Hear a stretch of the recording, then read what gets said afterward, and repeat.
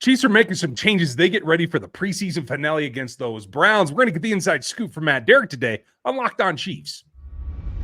From the land of the free and the home of the Chiefs, this is the Locked On Chiefs podcast. Welcome back, Chiefs fans. We appreciate you making us your first listen. Check out another Locked On show for your next listen because you never know what you're going to find there. We talk a little bit of trash from time to time on the other teams in the AFC West. You're going to see that as a special here soon. But we have a lot for you. We're brought to you by LinkedIn Jobs, and that's the way that you can get the candidates you want faster and for free. So post your job for free right now at linkedin.com/LockedOnNFL, and you can get your post absolutely free. Terms and conditions do apply. We got to talk about what the expectations are because there's a couple of changes. There's a couple of things we want to see against the Browns. There's a couple of things we actually will see about the Browns. But our man on the ground, Matt Derrick, is in the facility and can give us the inside scoop. We're going to get to that very shortly. I'm Ryan Tracy, the founder of Rogue Analytics and Performance Consulting, NFL33.com, and RGRFootball.com. Thanks for making us your first listen. And get on that text list if you want. It's 816-357-8781. I can put that on the screen for you. There you go. For those of you that are watching live, we appreciate you. Make sure you like, sub, and hit the bell. Get on the audio platforms too, because I'm better to be heard than seen, I think, most days, Matt. Seeing is the hard part right now because you have to squint through like all the mirages given the heat that's out there in the practice facility. Yeah, the last couple of days, it's been pretty dicey. I mean, at least Andy Reid has moved up practice this week to the morning, so it's been a little bit cooler. But try to take the guys inside on Monday, even with the moved up practice time. That they moved up twice. You know, first it was going to be 3:20 in the afternoon, and then it moved up to 11:15, and finally 10:45 was the earliest they could go. But that was indoors in the unconditioned facility where, I mean, I know that the heat index at the time was like up close to 110. And it wasn't that much better inside. It was pretty darn close to that same temperature. I mean, I was absolutely drenched and I was just standing in the balcony watching. I wasn't actually doing anything. So it has been a hot, steamy week for practice this week. Well, honestly, that kind of preps them for what is the next few weeks. You're not going to have, hopefully, that kind of heat when you're playing an actual ball game, but you're going to have some heat. This is that kind of transitional time, right? When you expect the heat of July, but you don't always get it. We'll see what happens there. Sometimes you have to change things up. They had to change some things up this week on the depth chart as well. And that's kind of where I come in asking a couple of questions. And it's one thing to have it listed out by the unofficial PR type depth chart versus what we're actually going to see. So that's where I want to start. There's a lot of hubbub right now about the changeup at backup quarterback.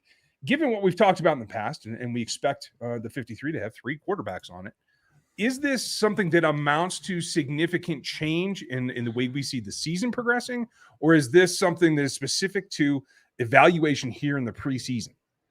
Yeah, I think it's specific to evaluation here in the preseason. I mean, one thing is that by watching what we saw at training camp, there was no indication whatsoever that there was anything close to a quarterback change as far as the depth chart goes.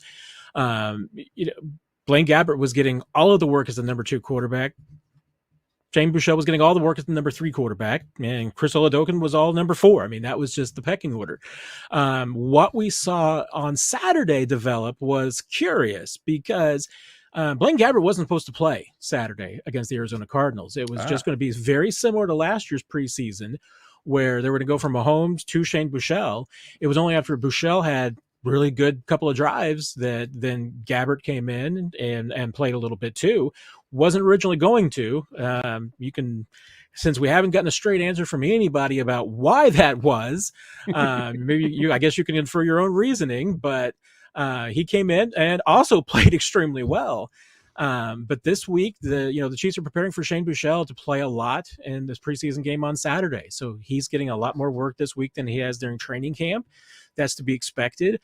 We'll be curious to see how they go about it because last year, remember, Chad Henne started the game and then Shane Buechele came and played the bulk of the contest. Is that going to be the same this year, or is Buechele going to start and then Gabbert will get a little bit of work, vice versa? I mean, we don't know. We'll find out. Maybe we'll see from Andy on Wednesday, what his kind of take on it about who's going to play, how much, and when. Don't expect a lot of the other starters. I mean, Mahomes likely won't play. Would not be surprised to see him just sit out completely. But we'll see. I mean, it's, he's done things a little bit differently from time to time. And this year, obviously, with the quarterback situation, they're looking at anything. And honestly, I mean, this could very well just be an either or kind of depth chart decision, because eventually both of these guys could be on the 53. I think they will. I don't think this is any indication that the Chiefs are walking away from Blaine Gabbert, if for no other reason than financially there's no incentive to do that, since most of his contract is guaranteed. But they do need to find out if they want to keep Shane Buechele, and they're giving him a long, hard look right now. Well, it's interesting. It does feel like things are just a little bit different this year all the way around. I'm okay with that a little bit. I wouldn't mind seeing Mahomes and the starters out there for, say, 3 snaps, hand it off to Pacheco, get everybody off the field, just get a little bit of that feeling of starting the ballgame and get out. But for me, if you go back to that last week with expecting Blaine not to play, does that, in your opinion, does that come into competitive spirit of the quarterbacks of, hey, if my backup's going to play like that, I got to get my butt in there? Or is this just, hey, if everybody's going to take advantage of the Arizona Cardinals, why not me?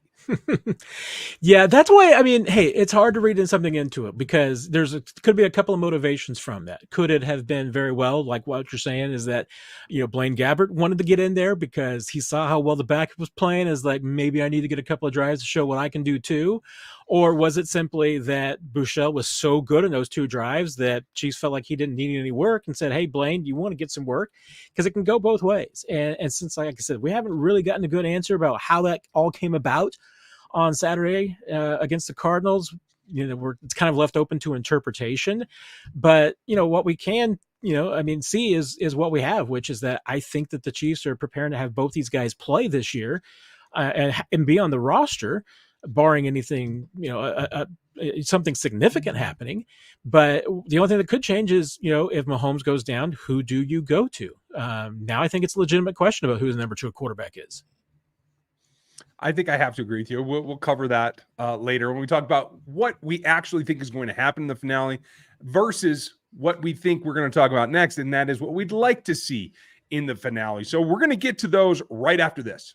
Bird dogs make you look good, bottom line. Their stretch khaki shorts are designed to fit slimmer through the thigh and give the leg enough to give you that truly sculpted look. Bird dog shorts do the exact same thing as Lululemon, but they fit way better. They fit better than regular shorts because they're not made of that stiff, restrictive cotton that has its own kind of shape that's trying to adapt. They're fixed. They issue with venting because they have this cloud knit fabric that makes every khaki feel like it stretches and gives you that fit, but gives you that ventilation too. They're used in an anti-stink sweat wicking fabric that keeps you cool and dry all day long.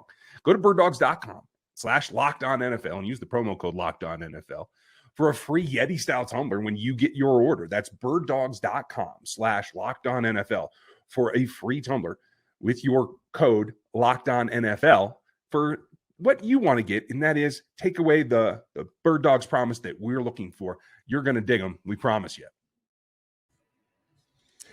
I promise I have some wants. What I want to see against this Browns team, and folks, I'll be on radio in Cleveland if you happen to catch that, and over on a guest show on RGR as well. Matt, we've seen kind of a complex change through these first 2 preseason games.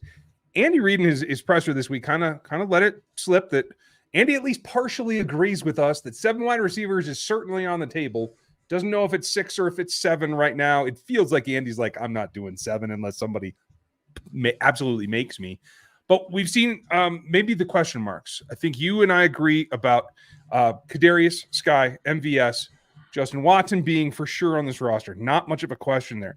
We saw Richie James featured in the first ball game. We saw Rashee Rice get fed quite a bit in the second ball game.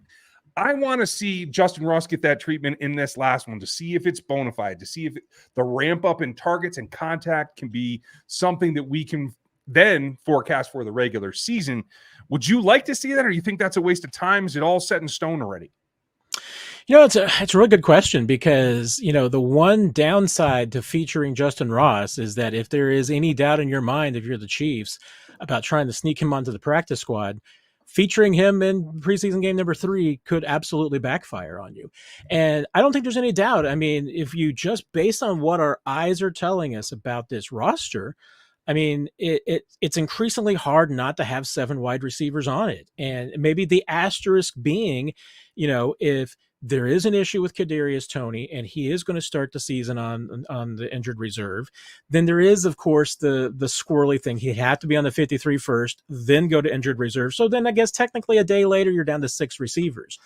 But it's just absolutely difficult to rationalize not carrying 7 right now because, as you mentioned, I mean, Tony needs to make the 53 period.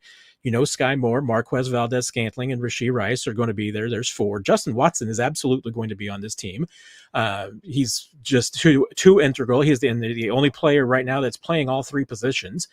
And then Richie James, which Andy Reid has tacitly acknowledged even, is the kick returner and the punt returner.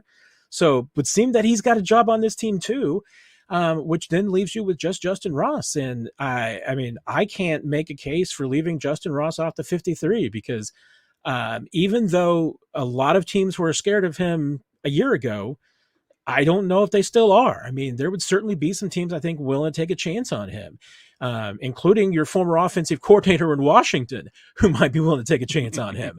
So, and people who know him. So, yeah, I don't see how that would happen. I mean, I think that barring something strange, I mean, I think the Chiefs are going to keep 7 receivers. That's going to impact some other position groups. Absolutely. But right now, I mean, I think even with, Andy talking about it, I mean, it was definitely an acknowledgement that 7 receivers is definitely in the conversation. Yeah, I think there are absolutely 4 teams that are honed in, zeroed in on what happens to the Chiefs cut downs. And that is the Jacksonville Jaguars, the Washington Commanders football team, whatever they are now. Then what you have in Chicago and Indianapolis, all guys that know the process that goes into this team and what they're getting from those. You saw Derek Gore run around for the Commanders already. So don't be surprised if they come knocking thanks to Eric Bieniemy's influence there.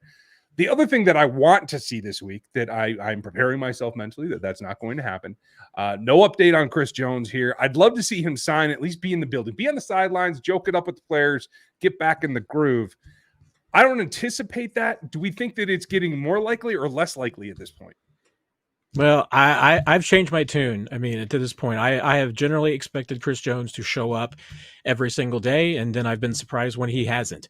I'm now to the point where I'm the other way. I'm expecting Chris Jones not to be there every day, and I will be surprised when he does finally show up. This has gone on much too long. I mean, to the point where I do wonder if things have changed as far as part of the equation. I mean, if these two sides are just simply too far apart and if there needs to be some type of other resolution and Chris's, behavior and comments that he's making on social media are not making it any easier. And, I hate to overreact to those kind of things because you don't always, guys respond on social media emotionally and sometimes it's not even them. So they say. You have to take everything with a grain of salt. But it's a sticky situation. I don't think there's any doubt about it. I mean, and it's definitely a frustrating situation because the Chiefs, I mean, let's face it. They expected Chris Jones to show up in July. We are now almost into September. He's not here. And, Steve Spagnuolo talked about it today as far as that it's difficult for Chris to be ready if he's not here already. So you're already talking about a Chris Jones in week 1 that's not going to play as much as they want, even if he does show up, and probably as much as they need. And is Chris Jones going to play for the Chiefs this season? I can no longer say that with 100% certainty. It sucks that it's that kind of downhill slope now. We've reached the peak, and now we're on the backside of certainty here. For those that remember, my drop dead date for him to actually play the week 1 was 4 days ago now, as we record this. And so every day that goes by, it becomes less likely. I don't know what the situation is, but in the meantime, what I want to see is continued effort out of Keandre Coburn. I want to see him get more reps. Turk Wharton was a guy that, as of the depth chart, and we're going to talk about that coming up as well, he was like 4th on the depth chart when it came out this week, again, unofficial, because he had been out. And I think it's completely due to injury. Now he's back in the fold. How did he look when he got back out there at practice? Yeah, Turk, whenever he has been available, they have been plugging him in as a starter next to Derek Nottie, since once he got off the PUP list. So anytime that Turk has been in there, he's been a starter. I mean, that's how they consider him and what he is, which it's a little bit problematic, and it's a little bit of an indictment about where they are from a defensive tackle standpoint. That Turk, a guy who's coming off an ACL with literally hardly any ramp up time, is immediately plugged into the starting lineup. I mean, we'll see if they're ready to do that in week one. I mean, it's entirely possible maybe they decide to back off. Remember, he did miss some time because he did have another inflammation in the knee, so they did back off of him a bit. So I don't think there's any certain guarantee that you're going to have him. And then after that, the Chiefs have really not figured out what the rotation is at defensive tackle. Daniel Wise has bounced around from 1 to 2 to 3 and is really at this point, we've been seeing a lot more Chris Williams this week with the ones at defensive tackle. Danny Shelton is in the mix, but Danny Shelton seems to be the kind of guy that right now, at least, they look at as a rotational piece rather than as a starter. So even if he makes the 53, I don't know that they're planning on plugging him into the starting lineup. The only thing that I can say for certain about the defensive tackle position is that, for certain, Derek Nottie is one of their starters. And that's how they view it. And if Chris Jones shows up, he'd be starting next to Derek Nottie. If Chris does show up right now, he won't play as much as you would normally expect to see him. Turk Wharton, I think, will start, but once again, might be on a snap count and could even be delayed to start the regular season. If it's not Chris Jones or Derek Nottie, I don't know, or Chris Jones or Turk Wharton, I don't know who the other starter is. Right now, it could be Chris Williams. It could be Daniel Wise. Both those guys might not make the team. I mean, that's how, that's how fluid this situation is. And, and Steve Spagnuolo pointed just again on Tuesday that, sometimes it takes him, 4 weeks into the season. That's generous because I think his first year took him 8 weeks into the season to figure out, what he had and his rotations.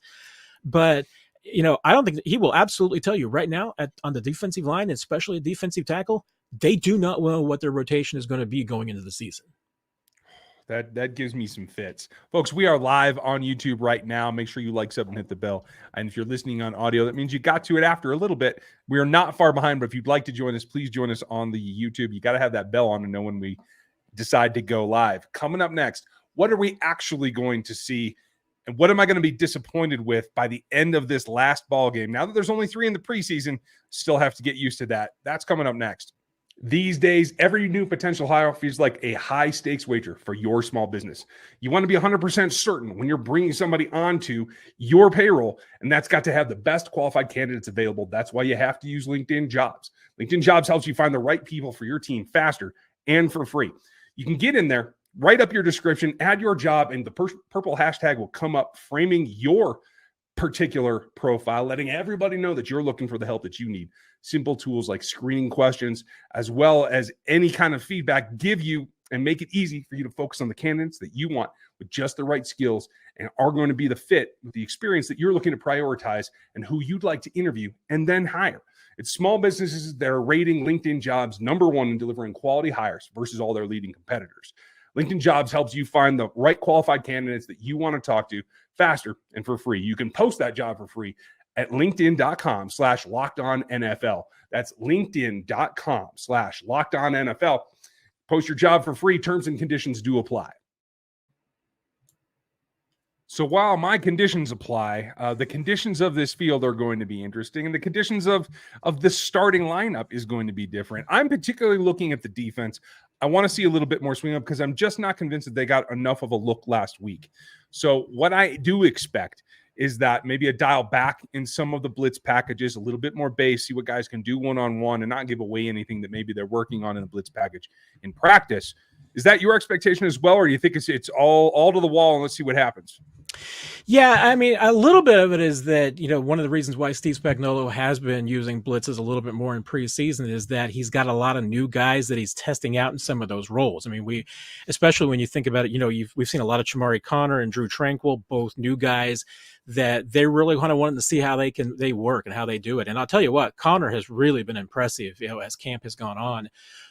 He's been a guy that's really also climbed up the depth chart too, to the point where I think you can say that Chamari Connor's the third safety on this team. And that says something because, Mike Edwards is on this team too, and he's a good player and was generally expected to be the number 3 guy. I think Connor might be that player now because they feel like he can do a lot of different things and he can move around. The other things we might see this Saturday, the defensive line is going to be interesting because once again, we're talking about how they really don't know the rotation yet. And then you've got the added problem of, Charles Omenihu was going to miss the first 6 games of the season. Typically they like to get players in that situation a lot of work now so that, they're not deprived of snaps when he comes back in 4 weeks and can start working out again. But then again, you're trying to figure out your best group, and there's other guys who need the snaps and need the work. Felix Anadike Uzama needs the work. Keandre Coburn needs some work inside. And they've got to figure out the last few spots. I mean, it's still I think a contest between Malik Herring and Joshua Kando about who's going to round out that defensive line situation. And considering with some injuries and guys banged up, I mean, George Karlaftis was ill today. Maybe he won't play on Saturday. There's a lot of questions still to answer. And there's other things too. I mean, they haven't really settled the third cornerback debate as well. So there's a lot of guys and especially guys at the end, we've talked about those roster battles that are up for grabs, whether it's quarterback 3, running back 4, wide receiver 7, tight end 4, offensive line, defensive line 10. I think the linebacker's set, but a 6th corner or a 5th safety, all those positions are up for grabs still. There's still a contest there, and that's the ones that are going to be, I think, worth most watching on Saturday to see who performs well. It's interesting that you bring up linebackers because I was of the opinion that no one's really stood out to me. Maybe they haven't in the coaching staff's eyes, but I feel like one guy's going to make this roster and 2 guys aren't based on this game. Who do you have if you feel it's set? Who is that 5th linebacker? Oh, I don't think there's any of that. It's Jack Cochran. Drew Tranquil will be the 4th guy, and Cochran's a special teams guy. Is he where is he at as far as development wise? I mean, is he where the level of maybe a Demetrius Harris was? I don't know. He might still be a little bit behind that, but Cochran is also prepared, as the backup Mike behind Tranquil. So they prepared him for that role as well. I mean, I think you're going to, for the most part, see 4 linebackers playing most of the time, and Cochran's going to be a 4-face special teams guy. Can he play if they get some injuries? Yeah, I think they trust him in that role, but they're going to, for the most part, play base. Tranquil will come as a sub in some areas, and there's going to be times even when you see Tranquil out there in base. It's going to vary from week to week and matchup to matchup.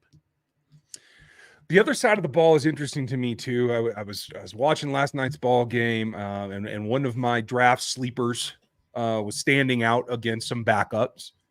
Clearly not something that's going to come and start, but the depth of the tight end group, as we've talked about, could go 3, could go 4. Do we even have enough now with Jody in his situation with the injury?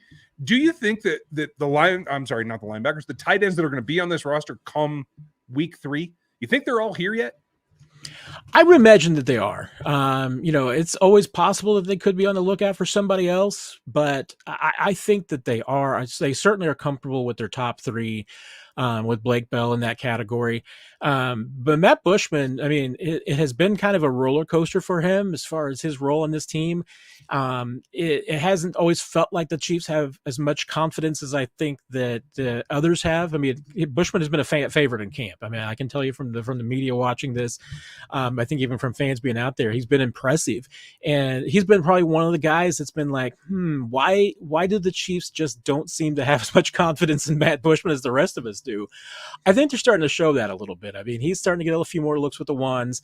That's a telling test. And so this week, I mean, when I'll have my 53 projection out Thursday night, and I'm pretty confident right now I'm going to have Matt Bushman on it. I think he's going to be the 4th tight end. The real question will be, if the Chiefs need to do some roster gymnastics to get some guys on injured reserve, don't be surprised if Blake Bell is one of those odd cuts, because he's got a very friendly veteran contract. He and Danny Shelton both have veteran-friendly contracts that the Chiefs can cut with no penalty whatsoever and then re-sign the next day if they need to put somebody like Nick Jones on injured reserve or Kadarius Toney. So always, whenever you see veterans get cut by the Chiefs, always ask, is this for real? Right. Because it's not always. Do they have a gentleman's agreement? And it's funny that you bring up Nick Jones, because that's one thing that I'm confident we're not going to see, right? Hasn't been practicing. You don't have any expectation that he's on the field come this contest versus the Browns, do you? No, he's still seeing the specialist on that broken hand. And, at this point, the Chiefs certainly seem like they want to make sure that he's 100% healthy before they get him on the field. To my knowledge, he has not had any surgery yet, and that is still absolutely possible. And so even though at the cornerback spot, we've seen guys who have had surgery and then played even a week or two later, I don't get the sense with Jones that they want to rush him back. I think that they're willing to shut him down, let him rest and recuperate, and get back to 100% before they get him back out there. Okay.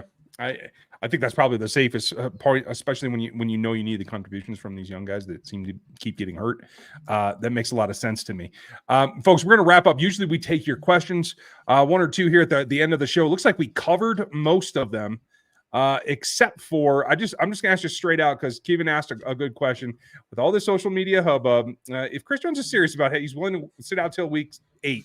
You believe that? Yes or no? I mean, I believe anything at this point. I mean, it's at this point, nothing will surprise me. And I know from the Chiefs standpoint, I don't think anything's going to surprise them either, because like I think I said earlier, they expected Chris to be here in July. And the fact that here we are in August 22nd, 23rd, and there's still no Chris Jones, I don't think anything should surprise us at this point. And week 8 is basically the week where if you are a player and you get back, you can still get in your, a couple of weeks of roster exemption, and then you get your 6 accrued games. So you get your accrued season. I mean, Chris Jones did not pull week 8 out of a hat. It was, right. It's a very specific number. About the only thing that I think is going to remedy this situation any faster is if there's a change of representation, and I don't see that on the horizon either. So, folks, if anything like that comes around, that might signal some movement, but we will let you know, of course, and we'll go straight to the source and get the information from Matt. So, Matt, thanks for everything you've told us today, folks. ChiefsDigest.com is where you can see everything Matt writes and puts out for you, so you don't have to go through me to get to the man. Thanks, Matt. We appreciate your time today. Absolutely. Appreciate everybody in the comment section too. And appreciate, Zach, a longtime listener, grabbed me, or excuse me, Ryan, longtime listener, grabbed me in training camp last week. Said he'd been listening since 2017 when he was stationed in San Diego. So appreciate that. And always appreciate it when the Locked On fans let me know that they listen. Thank you. I appreciate it. I love hearing that too, and that's awesome. It's a great story. Thank you, sir.